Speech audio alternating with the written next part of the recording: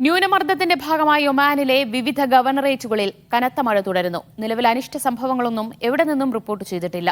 വാദികൾ നിറഞ്ഞൊഴുകുന്നതിനാൽ ജാഗ്രത പാലിക്കണമെന്ന് അധികൃതർ നിർദ്ദേശിച്ചു.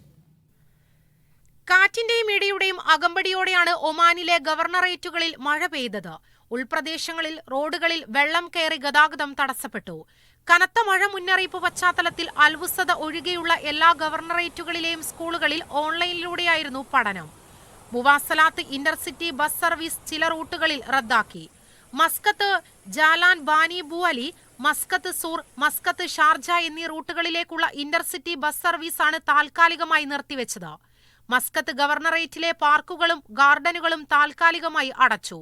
Seeb, Mabelah, Suwaiq, Musannah, Buraimi, Rustaq, Shinas തുടങ്ങിയ വിവിധ സ്ഥലങ്ങളിലാണ് നല്ല മഴ ലഭിച്ചത്.